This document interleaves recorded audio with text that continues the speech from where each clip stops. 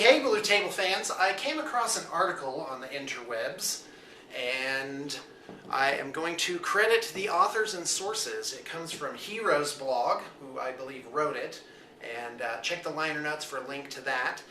And I saw it on Spiky Bits, so here goes the echo chamber. But the article was so good, I wanted to read it verbatim for those of you who are audio learners, and also make some personal comments on it and give my own unique perspective and insight. What makes a good list? I define a good list as that can win battles, as a list that can win battles. I've always viewed games as this. The point of the game is to have fun. The objective of the game is to win. Now, since I come from a strong RTS background, that means real-time strategy, there's only one outcome at the end of the game. You either win or you don't. Victory, defeat, winner or loser. There's no other way to really play a game with objectives otherwise. Now, I understand that wargaming is all about throwing dice, drinking a few drinks, and having fun.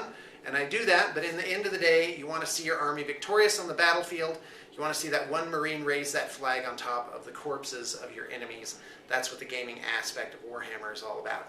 Now, the list building part is great. For me personally, my background is from role-playing, and throughout the years, many years of role-playing, I'm almost always the game master. So my objective is to make sure that other people have fun. And when I play miniatures battles, I tend to revert to that really easily. Like I want to have like a storytelling aspect to the game, and to me that's fun. So I've never minded losing as long as my opponent is having a good time, and I always think, well, what's the story? So I give my guys names. You know, I think it's interesting to add a little bit of narrative. So I doubt, I'm definitely in the minority with that one. But no, I don't think it's all about winning. But you definitely want to make a list that is flexible enough to have fun.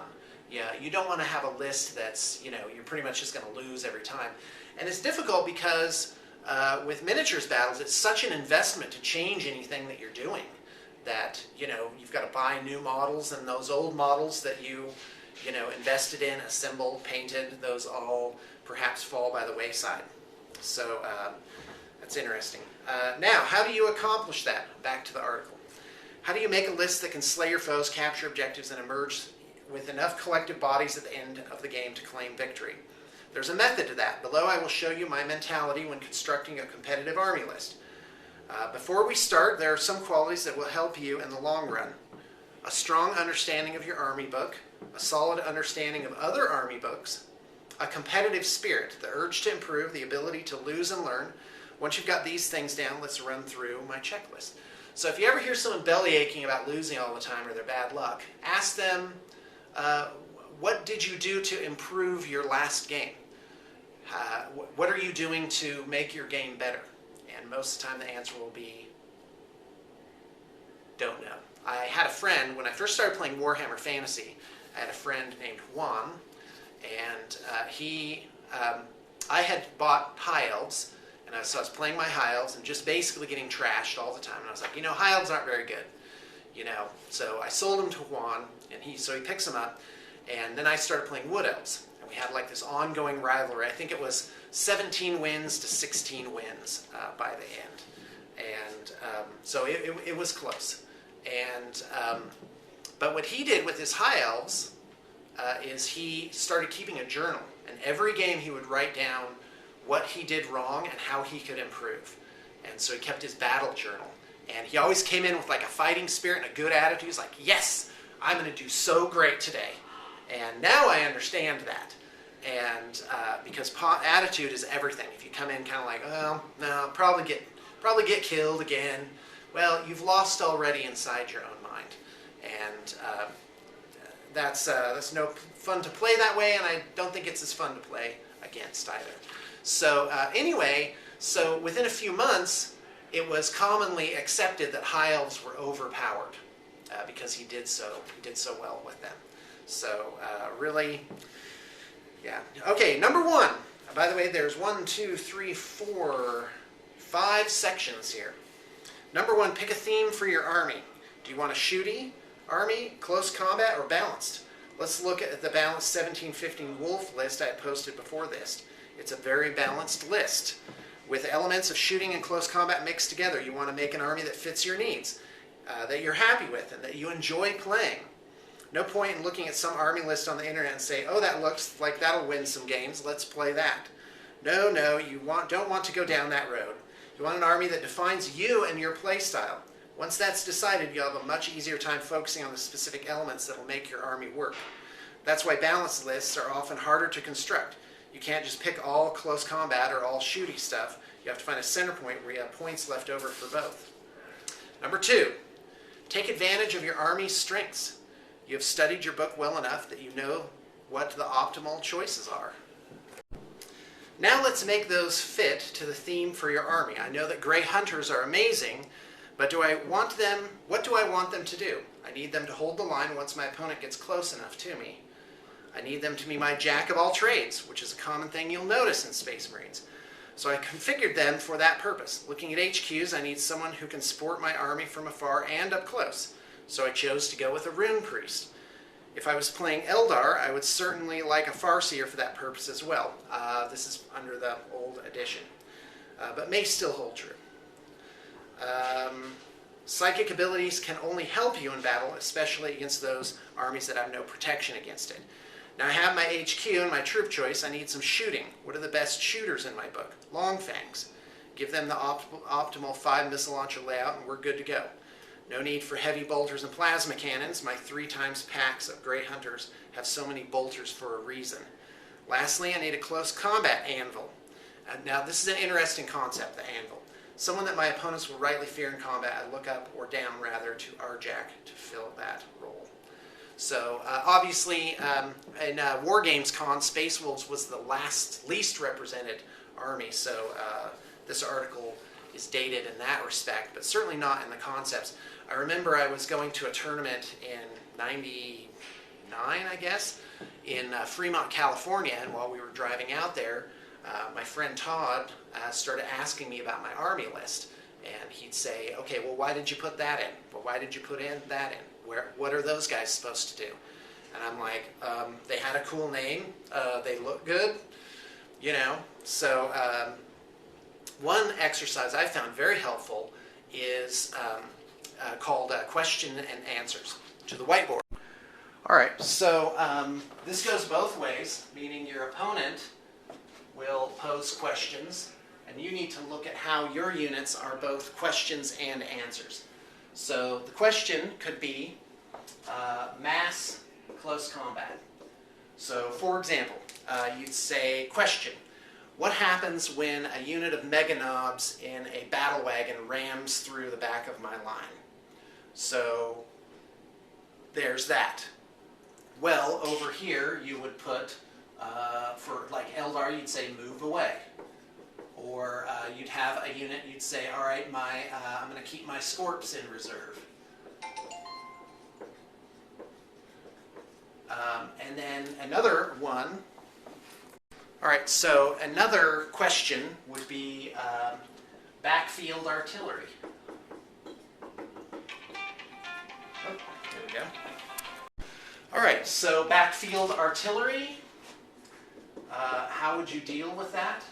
Well, one thing is just to say ignore it, or it could be a tactical thing as well. Like you could say, well, if there's backfield artillery, that won't be a problem because I run a Cahorn Demons army and I'm just going to be in the backfield by then ripping everything apart.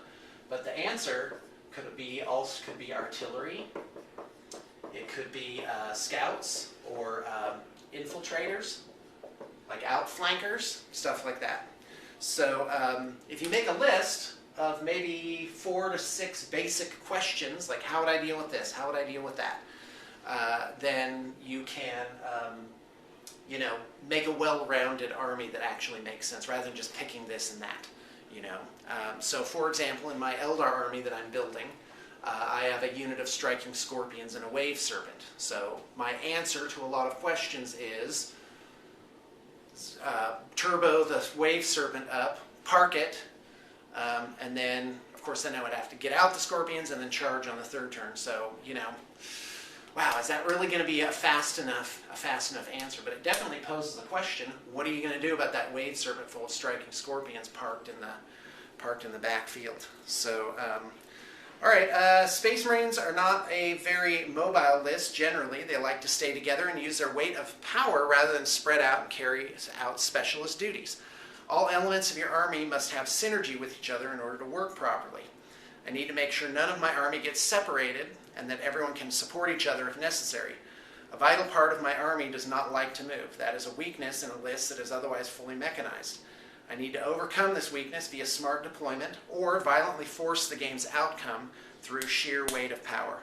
This is something that Space Marines can do very well, and I intend on doing so every chance I get. I intend to do this by letting loose 10 missiles a turn and position my army in a way that will eventually lead to a close-ranged combat, something that wolves excel at. So obviously this is just for Space Wolves, but it can apply to other armies as well. And so, for example, Warwalkers. Warwalkers are a lot different than Long Fangs. Long Fangs are very static. They have a slightly longer range, but 36 inches is still plenty to reach most places on the board. So again, questions and answers. And that has to do with tactics as well. It's like, well, if your opponent is shooting you and the question is, well, how are you going to deal with this long-ranged attack? The answer can be a long-ranged attack of your own. But rock, paper, scissors says bring something to bear where they're weak. And usually shooting in close combat is your typical setup there, but it could be mobile versus immobile. And that's true of Warhammer Fantasy as well. In fact, probably almost every game. Okay, maximize the amount of threat you present on the table. This is number 4. We're at 4 now. I like to count up the amount of threats I have on the table in clusters. The Rune Priest and the Grey Hunter pack and the Rhino will be a threat to my opponent. He provides annoying psychic abilities and has the ability to shut down enemy magic on 4+.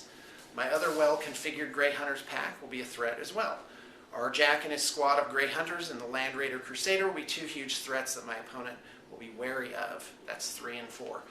By the way, that is another thing for 40K questions. What do you do about armor value 14?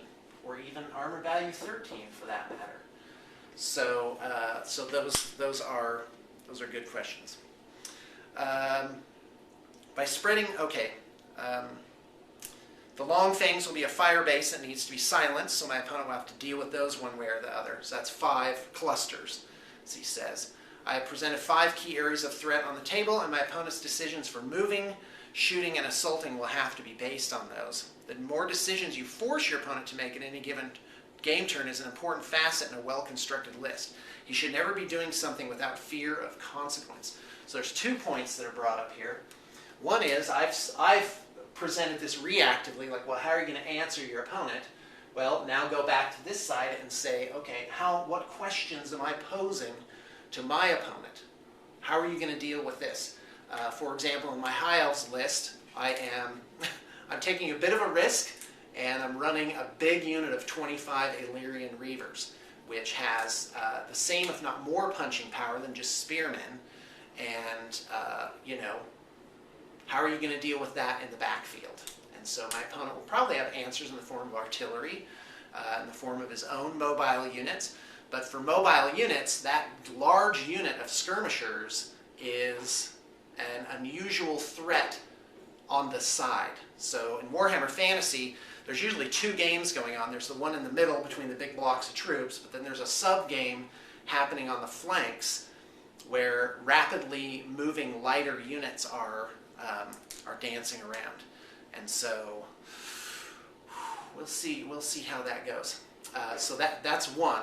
And the other is, making this questions. What was the other thing? All right, well, I'll remember in a minute. Number 5, stay away from the all eggs in one basket approach. Now, this is a tough one because I would personally rephrase this and say, how are your units concentrated? Meaning, you've heard of MSU, which is multiple small units. That's where you take as many tiny units as you possibly can. And that's used to good effect by orc players like Rich. He generally comes to even small battles with every single Force Org slot filled up. But he's balanced that, like one fast attack is like a 40-point Def Copta. And so when you look at an army list, you need to think, well, what's the smallest unit that I can have? Well, 10 Chaos Cultists at 5 points each, that's 50 points. In Eldar, you can have, 3 jet bikes at 51 points. That's 17 points each. So that's really small. And but then don't make all your units like kind of mediocre, because then one larger unit kind of just come through and just eat them all up, Pac-Man style. So by spreading your points across the army evenly in terms of areas of threat, you avoid the Death Star approach that a lot of players tend to do. They throw their Uberlord in a unit of expensive Terminators and a Land Raider, and that's all the serious threat they have on the table, because they don't have points for anything else. 3 threats located in one unit is an easy way for an opponent to make his decisions. Note that this scales directly proportional to how large the game is. At 2,000 points, this is something you can get away with, but at 1,750 or 1,500, this is really not doable. Then he gives an example of a unit that costs 740 points. Ragnar and 5 WGT and a Land Raider Crusader, Wolfguard Terminators. Is it dangerous? Hell yeah, but you're playing a 1,500 point game and that's half of your army right there. All of which is not scoring. And that's an interesting thing with Warhammer 40K, is that the objectives are kind of spread around, so you need to get any points, you need to have guys on each of those objectives, so it forces you not to do a Death Star. Warhammer Fantasy, on the other hand, is not like that, where it's just how many, you just add up how much stuff you've killed, so, how does that work? This is something to think about when constructing your army list. Okay, so in conclusion, once you get these things down in your list, you should go out and experiment, play test with it, note the type of game you're playing and at what point level. See if your army performs well at capturing points, obtaining kill points, seizing objectives. Note what the army excels at, what area needs improvements in, what you can do to make it better your next game. This is great for proxies, by the way. Don't be afraid to lose a game or two. I know I lost my first couple of games with Space Wolves. As long as you learn from your mistakes and improve upon them, you will become a better player. This is a guarantee. All right, well, folks, thanks for tuning in. Again, this is from Heroes blog. Be sure to check out his stuff. And yeah, thanks for tuning in.